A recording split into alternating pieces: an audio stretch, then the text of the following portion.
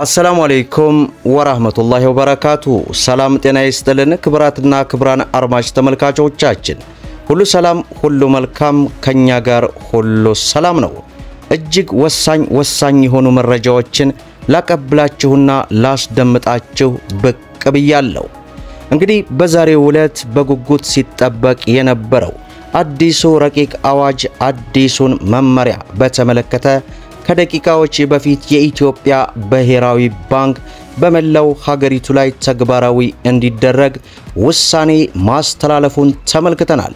እንግዲህ ይህ አዲሱ የብሔራዊ ባንክ መመሪያ ተግባራዊ ባላደረጉት ላይ ምን ጉዳት አለው እንዲሁም ምንስ ጠቀሜታ አለው የሚሉትን በዝርዝር ወደናንተ ከማድረሳችን ባሻገር አንድ መረጃ ደግሞ ከባንኮች በኩል ተሰምቷል።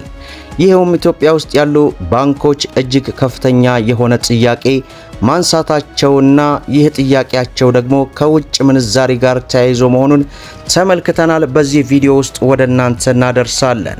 በሌላ በኩል ለሸማቾች አስደሳች የሆነ መረጃ ተሰምቷል። ይህንና መሰል መረጃዎችን በዚህ ሰዓት ወደናንተ እናደርሳለን። ቪዲዮን ላይክ ቻናሉን ሰብስክራይብ ያደረጋችሁ እስከ መጨረሻው ድረስ አብራችሁን ቆዩ እያልን በቀጥታ ወደ መረጃው አመራን። እንግዲህ ክብራን ተመልካቾቼ በዛሬው ዕለት የኢትዮጵያ ብሔራዊ ባንክ አመሻሹን አዲስ መመሪያ ይፋ ማድረጉን ተመልክተናል። ይህ መመሪያ ለብዙ ኢትዮጵያኖች ጠቀሜታ መኖሩን እንዲሁም ደግሞ ተግባራዊ ካልተደረገ ምን ያክል ጉዳት ያደርሳል የሚለውን በዝርዝር ከማድረሳችን በፊት ግን ከብሔራዊ ባንክ ጋር ተያይዞ እጅግ በርካታ ባንኮች ቅሬታ መነሳቱን ተመልክተናል። ብሔራዊ ባንክ የሚያወጣው የውጭ ምንዛሬ ጨረታ ግልጽኝነት ይጎድለዋል ሲሉ የባንክ ኃላፊዎች በዛሬው ዕለት መናገራቸውን ዚህ ሀበሻ ላይ ተመልክተናል። ብሔራዊ ባንክ በቅርቡ የውጭ ምንዛሬ ጨረታዎችን ማውጣት የጀመረ ሲሆን በጨረታው አሰራር ላይ ቅሬታ እንዳላቸው ባንኮች እየተናገሩ ይገኛሉ። አንድ ስማቸው እንዲጠቀስ ያልፈለጉ የባንክ አመራር ሲናገሩ እኛ ያቀረብነው ዋጋ ተቀባይነት እንዳላገኘ ብቻ ነው የሚገልጽልን ብለዋል። አስረድቶም የመጨረሻው ዋጋ በኢሜል እንዲልኩ የሚደረግ ሲሆን ጨረታውን ማን እንደሚከፍተው እንኳን አናቀም ማለታቸውም ተገልጿል። ጨምረውም እኛ ዋጋ ከሌለው ተወዳዳሪዎች ጋር ያለውን ልዩነት የምናውቅበት ምንም መንገድ የለም ካሉ በኋላ የጨረታው አሰራር ግልጽኝነት እንደሚጎድለው ማስረድተዋል። አንድ ሌላ የባንክ ኃላፊ እንደገለጹት ደግሞ እነሱ ያቀረቡት ዋጋ ከሌሎች አነስተኛ ተብሎ ውድቅ ቢደረግ በሶስተኛ ዙር ጨረታ ወቅት ያቀረቡት ዋጋ ግን በአማካኝ የበለጠ እንደነበርም አስታውቀዋል። የባንኩ ኃላፊዎቹ እንደሚሉት ብሔራዊ ባንክ በሚያወጣው ጨረታዎች የሚገልጸው በአማካኝ የቀረበውን ዋጋና የተወዳደሩትን ባንኮች ብዛት ነው። ምን ያክል ባንኮች የውጭ ምንዛሬን እንዲያገኙና ምን ያክል እንዳጡ የሚገልጽ ነገር እንደሌለም አስታውሰዋል። በመሆኑም በቀጣይ ብሔራዊ ባንክ በሚያወጣቸው ጨረታዎች ላይ ግልጽኝነት ያለው አሰራር እንዲከተልም አሳስበዋል። ብሔራዊ ባንክ በየ2 ሳምንቱ እንዲህ አይነት ጨረታዎችን እንደሚያወጣ ያስታወቀ ሲሆን ባሳለፍነው ሳምንት ለአራተኛ ጊዜ ጨረታውን ማከናወኑ ይታወሳል። በአራተኛው ዙር ጨረታ $70 ሚሊዮን ቀርቦ በአማካኝ 131 ብር ከ49 ሳንቲም ለመሸጥ መቻሉን ይፋ ማድረጉን መግለጻችንም ይታወሳል ሲል ዚህ ሀበሻ አመሻሹን ያወጣው ሪፖርት ይመስላል። በሌላው መረጃችን በጉጉት ሲጠበቅ የነበረው አዲሱ ረቂቅ አዋጅ ከብሔራዊ ባንክ በኩል በዛሬው ዕለት በመላው ሀገሪቱ ላይ ተግባራዊ እንዲደረግ መወሰኑን ተመልክተናል። የኢትዮጵያ ብሔራዊ ባንክ በመላው አገሪቱ የሚገኙ የኢንሹራንስ ኩባንያዎች የድርጅት አስተዳደርን ለመለወጥ ያለመ አዲስ መመሪያ በቅርቡ አስተዋውቋል። ይህ እርምጃ በዘርፉ ግልጽኝነትና ተጠያቂነትን ለማምጣት ትልቅ አስተዋጽኦ ይኖረዋል ተብሎም ይጠበቃል። በዚህ ወር የወጣው መመሪያ ቁጥር SIB/2025 የኢንሹራንስ ኩባንያዎች አስተዳደርና ቁጥጥርን የሚመለከቱ በርካታ ማሻሻያዎችን ያካትታል።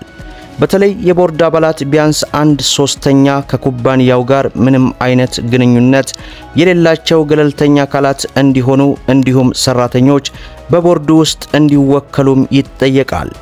በዘርፉ አንጋፋ የሆኑት አቶ ጌታቸው ይህንን መመሪያ የኢትዮጵያውያን የኢንሹራንስ ኢንዱስትሪ አስተዳደርና ዘላቂነት በእጅጉ እንደሚሻሻልም ገልጸዋል። መመሪያው የጥቅም ግጭትን ለመከላከል ጥብቅ ቁጥጥር የሚያደርግ ከመሆኑም በላይ ኩባንያዎች ቁልፍ የሥራ አስፈጻሚ ኮሚቴዎችን እንደሚያቋቁሙም ያስገድዳል። የቦርድን ተጠያቂነት ለማሳደግ ኩባንያዎች በየዓመቱ የራሳቸውን አፈጻጸም እንዲገመግሙ የሚጠይቅ ሲሆን ይህም የፖሊሲ ባለቤቶችን ጥቅም ለማስጠበቅ ያለመ ነው። በተጨማሪም መመሪያው ኢንሹራንስ ሰጪዎች የአካባቢ ማህበራዊና የአስተዳደራዊ መርሆችን በስራቸው እንዲያካትቱም ያበረታታል። ይህ መመሪያ ኢትዮጵያ እስከ ሰኔ 2025 ድረስ ገለልተኛ የኢንሹራንስ ቁጥጥር ኤጀንሲ ለመመስረት በዝግጅት ላይ ባለችበት ወቅት የወጣ ሲሆን ይህም ዘርፉን ለዓለም አቀፍ ኢንቨስትመንት እንደሚያጋለጥም ይጠበቃል። የኢንዱስትሪ ተንታኞች ይህ አዲስ የአሰራር ደንብ የዘርፉን ሙሉ አቅም ለመክፈት ወሳኝ እርምጃ እንደሆነ ይስማማሉ ሲል ከካፒታል ያገኘነው መረጃ ያመለክታል።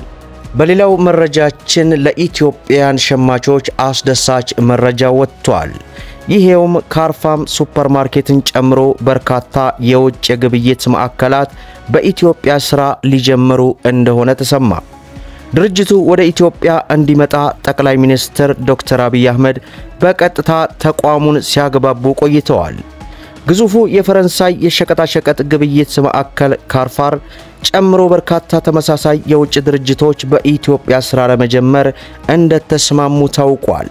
እንደ ኬንያ ባሉ ሀገራት ግዙፍ የሱፐርማርኬት ንግዶችን የሚያንቀሳቅሰው ካርፋር ወደ ኢትዮጵያ ገበያ እንዲገባ ጠቅላይ ሚኒስትር ዶክተር አብይ አህመድ የድርጅቱን ዋና ስራ አስፈጻሚ በቀጥታ ሲያነጋግሩና ሲያግባቡ እንደነበር መሰረት ሚዲያ የደረሰው መረጃ ይጠቁማል። ካርፋር በሀገር ውስጥ ሊገኝ የማይችሉና በሀገር ውስጥ የሚገኙ ምርቶችን በስፋትና በጥራት በማቅረብ የሚታወቅ ሲሆን በዓለማችን ዙሪያ ከ40 በላይ ሀገራት 14000 ሱፐርማርኬቶችን እንደሚያስተዳድር መረጃዎች ይጠቁማሉ። የካርፋር ወደ ኢትዮጵያ መምጣት ለሌሎች ሱፐርማርኬቶችም ሆነ ለሸማቾች እጅግ ጠቀሜታ ያለው ሲሆን ዘርፉ ላይ ላሉ ድርጅቶች መምጣት ምክንያትም ይሆናል። ይህ መረጃ መሰረት ሚዲያ ያነጋገረው አንድ የመንግስት ኃላፊ በተለይ የመግዛት አቅማቸው ከፍ ያለና የውጭ ተቋም ሰራተኞችን በከፍተኛ ደረጃ ይጠቅማል ብለው ካሰቡ የወጣ መረጃ መሆኑን አመሻሹን ከመሰረት ሚዲያ በኩል አገይተን ወደናንተ አስደሳች ሆኖ ተመልክተን መረጃውን አጋርተናል። ቪዲዮን ላይክ ሼር እያደረጋችሁ ለብዙ ኢትዮጵያኖች እንዲደርስ አድርጉት። ለዛሬ አመሻሹን ያቀረብኩላችሁ መረጃ ይመስላል። እስከ ፍጻሜው ድረስ አብራችሁን ስለቆያችሁ ልባዊ ምስጋናችንን እየሰጠን በሌላ ቪዲዮ እስከምንገናኝ ወሰላሙ አለይኩም ወራህመቱላሂ ወበረካቱ።